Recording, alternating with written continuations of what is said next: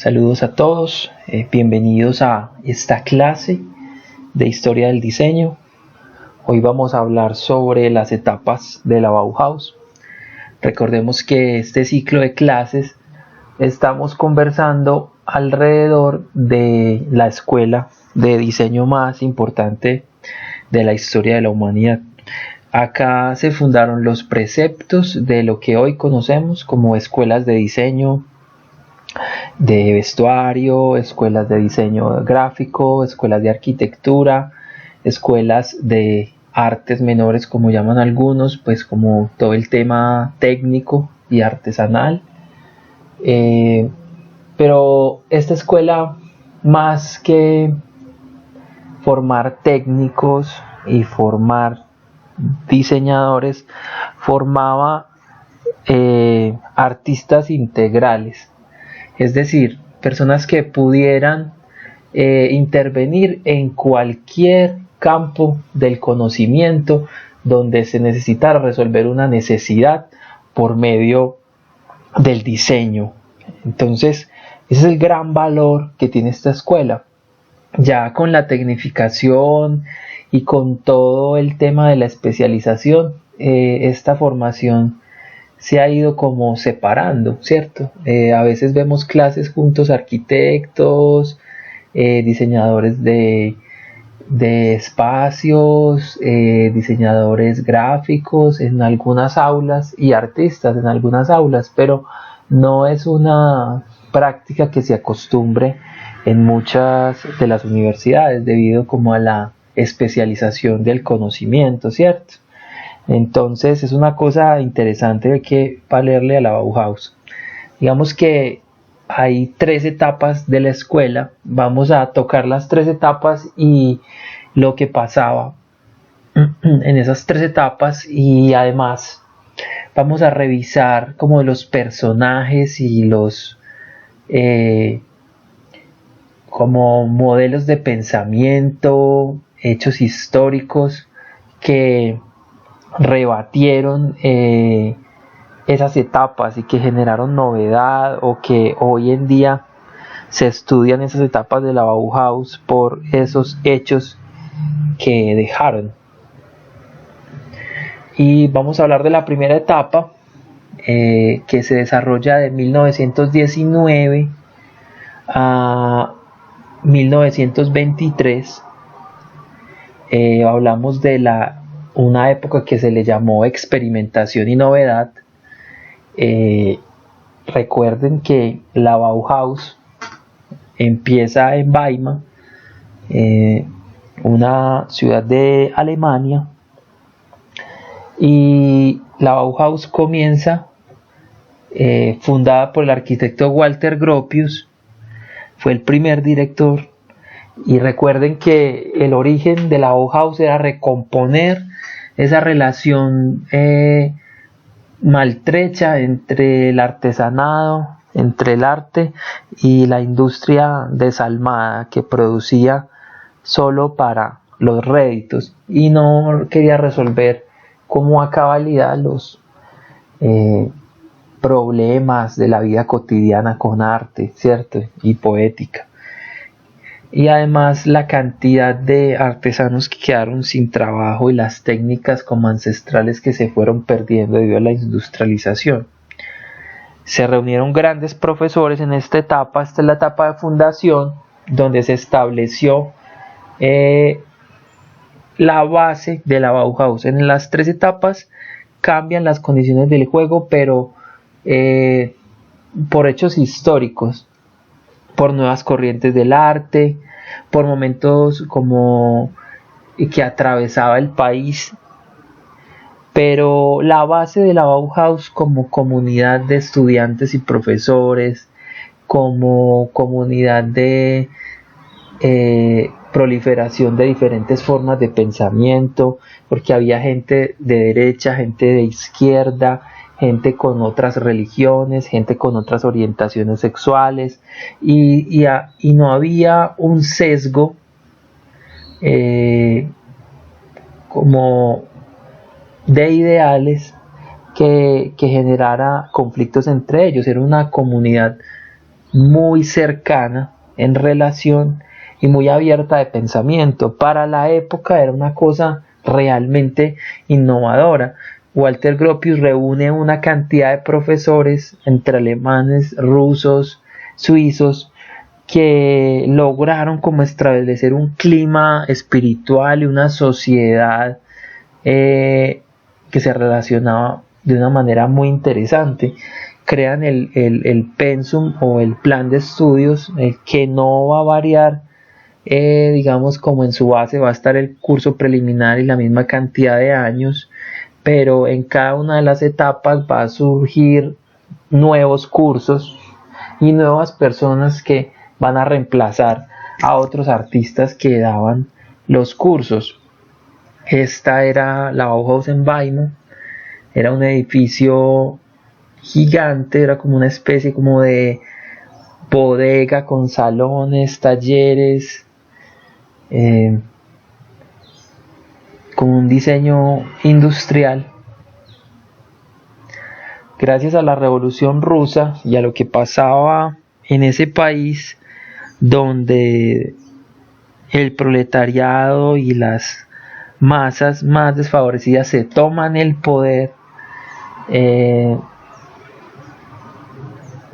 debido a eso los artistas, los profesores allá generan toda una revolución en la pedagogía, porque los pobres no tenían acceso a la educación, y a los pobres tomarse el poder, pues había que generar una reforma en la manera en cómo se educaba y abrir la educación a todo el mundo. Entonces aquí es donde entra el artista Vasily Kandinsky, que fue uno de los profesores que vimos en la clase, una de las clases anteriores.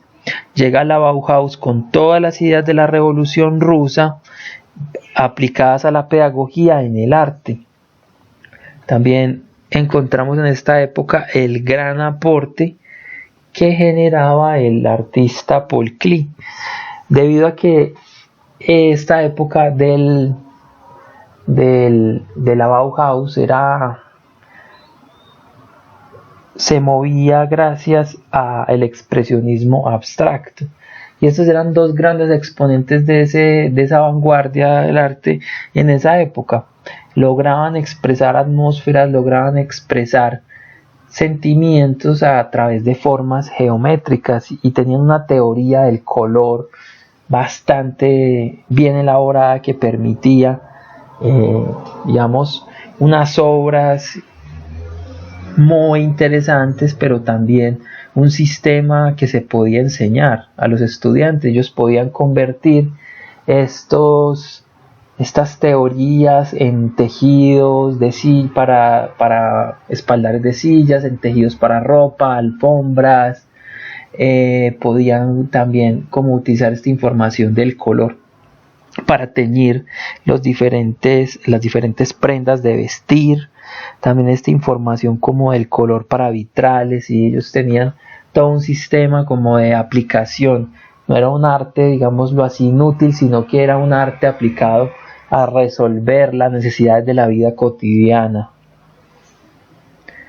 Uno de los grandes hitos de la Bauhaus fue el ballet triádico de Oskar Schlemmer, uno de los profesores de la Bauhaus.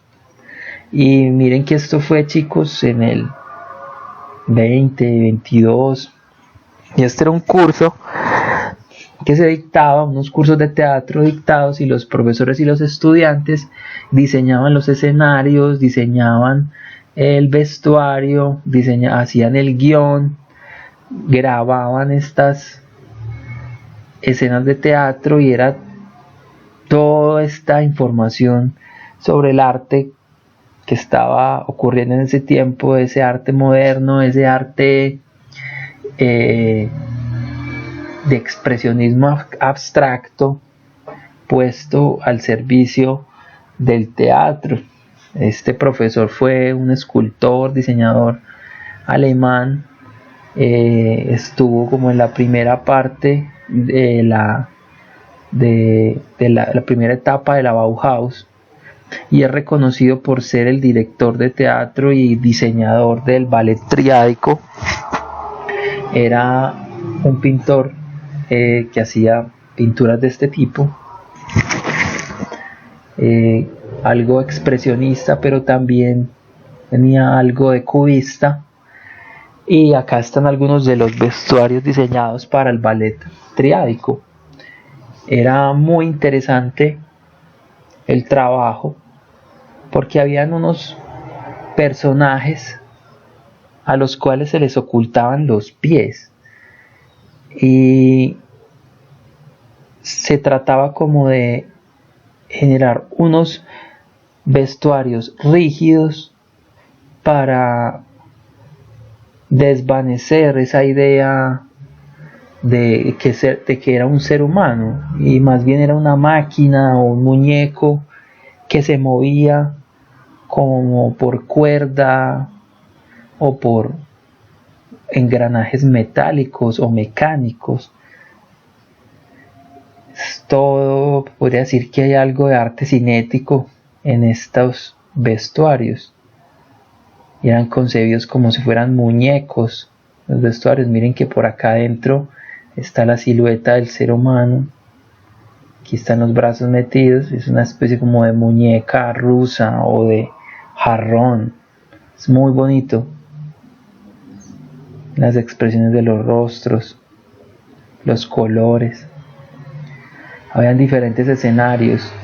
Eso se diseñaba entre profesores y estudiantes. Y miren que aquí podíamos hablar de arquitectura, arte cinético, teatro, diseño de modas. Es increíble. Antes de que existieran, digamos, muchas de las academias de modas, ya existía ese ejercicio que ha sido paradigmático pues como para la historia. Y miren la relación que tenían estudiantes y profesores. Era una cosa bastante divertida.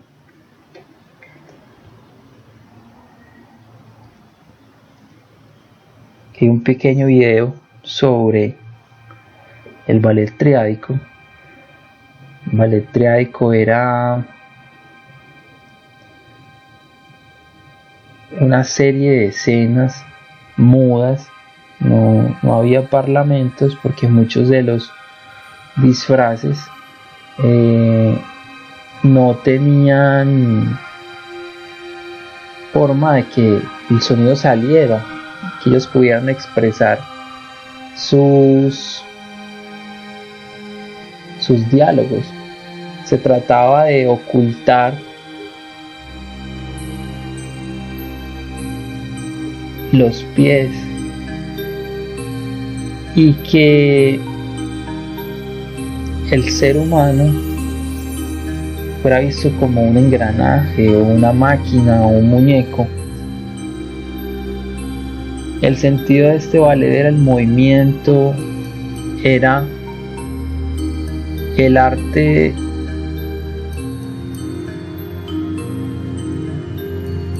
del movimiento corporal, el arte del movimiento mecánico.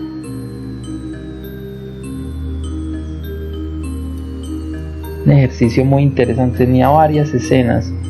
Se logra recuperar algunos archivos de la Bauhaus donde están pues como algunos de los videos y fotografías, pero no hay un documento completo sobre las escenas o sobre la historia completa. Solo hay fragmentos, hay algunos bocetos de los diseños de vestuario, pero se ha estudiado de una manera exhaustiva. Inclusive se han entrevistado a personas que conocieron o que asistieron a estas obras de teatro a preguntarles por las historias. El Museo de la Bauhaus, con unos 100 años, logra reconstruir gran parte de esto. Es bastante interesante porque es toda la teoría del arte de vanguardia puesta al servicio del ocio y a las necesidades humanas, que también es la necesidad del esparcimiento. Esto es realmente una obra paradigmática para la historia del arte y la historia del diseño de modas y el diseño de espacios y escenarios. También la Bauhaus es reconocida por el sistema de talleres de aprendizaje, donde se experimentan las diferentes técnicas y los principales materiales, como lo vimos en la clase anterior. Acá también podemos ver cómo había una amalgama entre el nuevo arte y el arte del artesanado. Había una forma como de reinterpretar esas formas de tejidos ancestrales, esas técnicas del artesanado con el arte contemporáneo de esa época, que en ese caso era el expresionismo abstracto.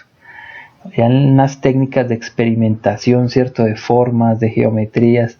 Esta gente eran precursores, o sea, las escuelas de esa época enseñaban a esculpir de manera clásica y a diseñar de manera clásica. Esta gente se inventa una cosa nueva.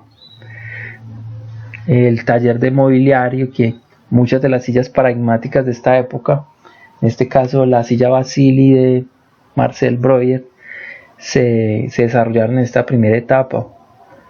Entonces el trabajo de tejidos de Annie Albert se desarrolló en esta etapa.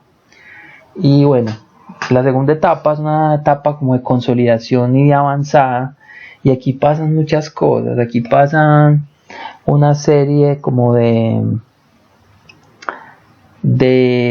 problemas también, como de problemáticas, como de conflictos entre posiciones y otras, ¿no? Eso siempre va a ocurrir. Entonces la Bauhaus, debido a que ganó gran popularidad en Europa, gracias a su trabajo, los contratos con las industrias y los resultados que ya eran evidentes, pues digamos que la caja o el negocio era un poco más rentable. Entonces la Bauhaus se pasa de eso